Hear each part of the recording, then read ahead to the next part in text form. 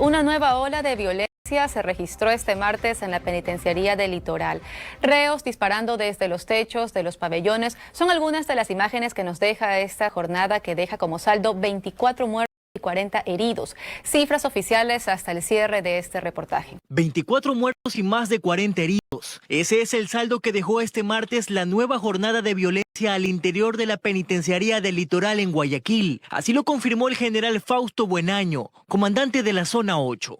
Es así que se tomó el mando de los pabellones 1, el 3, donde ahí tenemos 5 fallecidos. Posterior ingresamos al pabellón número 5, donde fue el más violento. El momento que ingresamos encontramos aproximadamente 19 cadáveres por impacto de proyectil de fuego y también por granadas.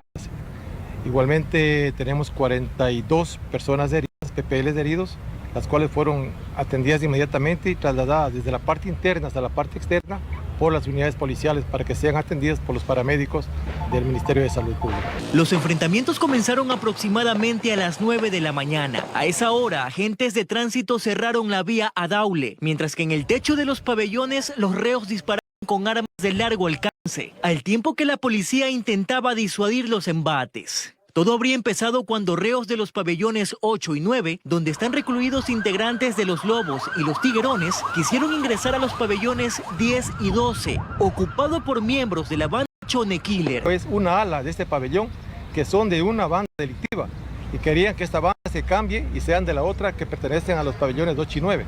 Entonces los de abajo no han querido cambiarse de banda, es por eso que les empiezan a eliminar. Por eso los fallecidos son de la planta baja del pabellón. Las ráfagas de balas continuaron durante casi 4 horas seguidas, al tiempo que en los exteriores el temor se apoderaba de propios y extraños, sobre todo de los familiares de los reos, que clamaban por información. No quieren decir, dicen que supuestamente ya más tardecito van a dar, pero eso sigue porque siguen, o sea, no plantan. ¿No para la balacera? No para, desde las 9 de la mañana. ¿Cómo está? No quieren decir nada. ¿Me dijeron?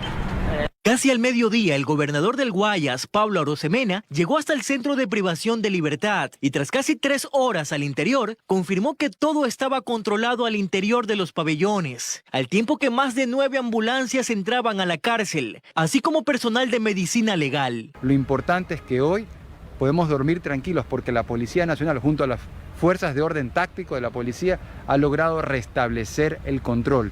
Para poder tomar el control en el centro carcelario, más de 400 uniformados, entre ellos grupos especiales, tuvieron que intervenir. A las 3:30 de la tarde, la gobernación dispuso la apertura de la vía a Daule. Paralelamente, el presidente de la República designaba al coronel Bolívar Garzón como nuevo director del Servicio Nacional de Personas Detenidas, SNAI. Sin embargo, muchos se preguntan cómo es posible que aún se sigan registrando episodios de esta magnitud en las cárceles. Por eso, cuando las autoridades dicen que se ha recobrado el control, es indudable preguntarse ¿por cuánto tiempo?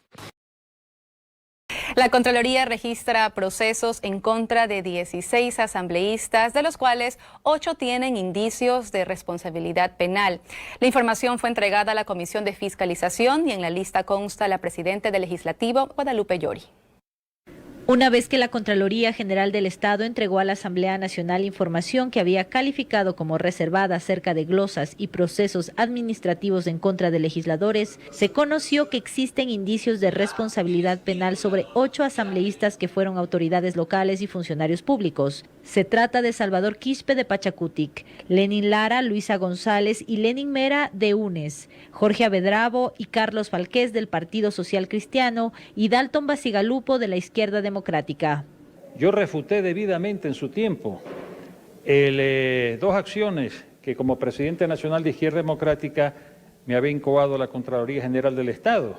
Tan contundentes fueron nuestras respuestas y nuestras defensas que simplemente dejaron esos procesos inactivados.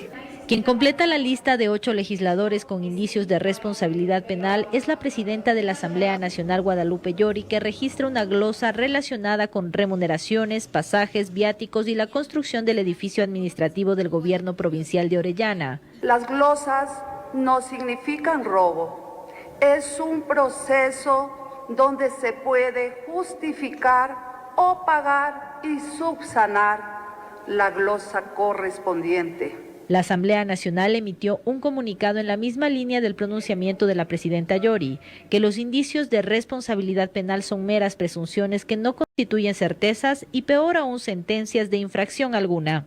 Primero hay que hacer un análisis, hay que ver si están desvanecidas, si se han cumplido los procesos, si es que existe actos de corrupción, actos irregulares, nosotros hemos dicho vengan de donde vengan, se tiene que actuar con mano dura. La lista de los asambleístas con procesos en Contraloría es más extensa. En total son 32 legisladores con indicios penales, civiles y administrativos. De ellos, 16 ya tendrían resoluciones de informe. Esta información es reservada. No puedo imaginarme cómo estarán sufriendo por no poder dar esta información. No hay información reservada. Es más, son los legisladores los que debían haber salido públicamente. Son legisladores, ¿sí? Un legislador no puede ocultar la verdad. De ellos debían haber salido a decir, sí, yo tengo un informe con responsabilidad penal. El valor de los informes civiles en contra de asambleístas en funciones supera los 35 millones de dólares. El alcalde de Quito, Jorge Yunda, afronta otro proceso judicial. Este miércoles iniciará la audiencia de juicio en la Corte Provincial de Pichincha por el presunto delito de peculado en la compra de pruebas para detectar COVID-19. Este miércoles 29 de septiembre iniciará la audiencia de juicio en la Corte Provincial de Pichincha en contra del alcalde de Quito, Jorge Yunda, y 13 personas más por el presunto delito de peculado en la adquisición de 100.000 pruebas RT-LAMP. En abril del 2020, la Secretaría de Salud del municipio de la capital contrató con la empresa SaludMed S.A. por 4.2 millones de dólares. Dentro de la acusación de Fiscalía, que se elevaron los techos de la contratación. Remontémonos a la época de pandemia, cuando se inició, cuando una mascarilla costaba 5, 6, 7 dólares. Si Fiscalía dice que por eso se genera una responsabilidad, pensemos qué pasaría si no lo hubiese hecho. En este caso son señalados como autores directos el exsecretario de Salud Lenin Mantilla, que está prófugo de la justicia, y Juan Alejandro Vinelli, gerente de la empresa SaludMed S.A. El alcalde Yunda será juzgado como autor mediato. Nosotros simplemente vamos a defender que la actuación del doctor Jorge Yunda estaba enmarcado dentro del ordenamiento jurídico, delegó competencias. Entre los presuntos coautores se encuentra la secretaria de Salud Jimena Barca y Linda Guamán, ex coordinadora técnica y actual directora del Centro de Investigación Biomédica de la Universidad Tecnológica Equinoccial. No me voy a coger al silencio, yo me voy a sentar por horas a dar mi testimonio y al contrario, con muchísimo gusto espero preguntas técnicamente válidas de parte de Fiscalía. En todo lo que ahora son los elementos probatorios que ratifican mi inocencia, tenemos más de 200 elementos probatorios entre versiones de funcionarios públicos, versiones de investigadores. También tenemos prueba documental. Entre las observaciones a las pruebas entregadas por SaludMed S.A. están su sensibilidad y capacidad de detección del virus. El hablar de que las pruebas no eran PCR y tenían una sensibilidad menor es parte de la teoría del caso, sí. Pero Jorge Yunda no tiene absolutamente nada que ver ahí. Si bien la audiencia de juicio iniciará este miércoles, se necesitarán más de 30 días para que la Fiscalía y los procesados presenten sus pruebas. Son más de 200 testigos los que participarán en las diligencias. Cambiamos de tema. La reforma laboral incluida en la ley para la creación de oportunidades que envió el gobierno genera rechazo entre los frentes sindicalistas, quienes esta mañana pidieron a la Asamblea Nacional rechazar la normativa. Esto mientras analistas laborales advierten de que la espera de un pronunciamiento de la Asamblea podría dejar en stand-by las nuevas contrataciones. La reforma laboral podría ser el freno del proyecto de ley para la creación de oportunidades que fue presentado por el gobierno el pasado viernes a la Asamblea Nacional. Diferentes sectores ya comienzan a pronunciarse sobre la normativa.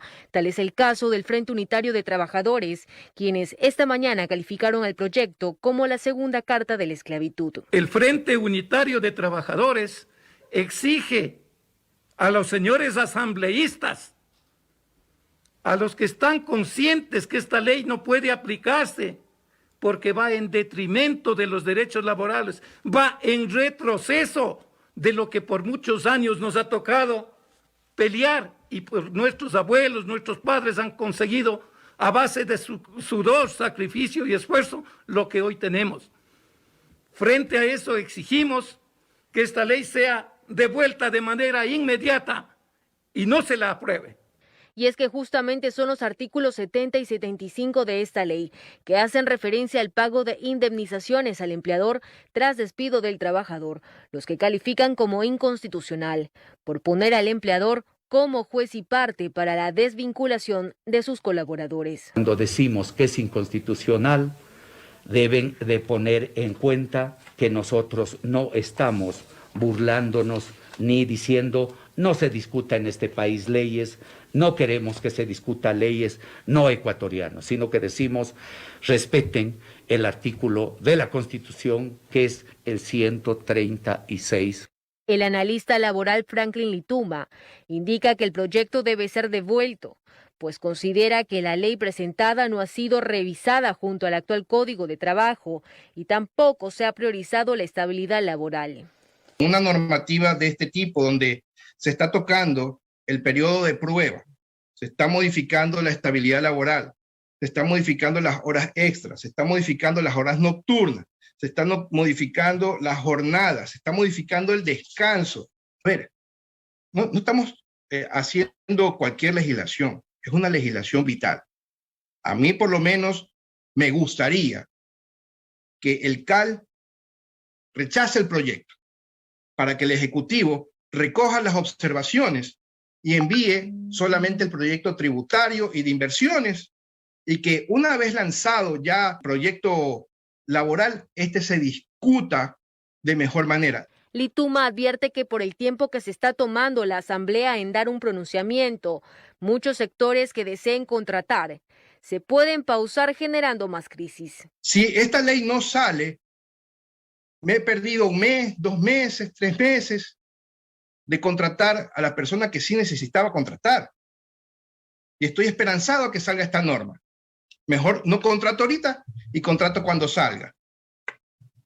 Ese es un problema. Hasta el momento, la propuesta urgente en materia económica del Ejecutivo tiene resistencia en la mayoría de las bancadas, mientras que la presidenta de la Asamblea, Guadalupe Llori, dijo que posiblemente el jueves convocaría al CAL, quienes deberán decidir si califica o no el proyecto, y si es el caso, será derivado a las comisiones especializadas.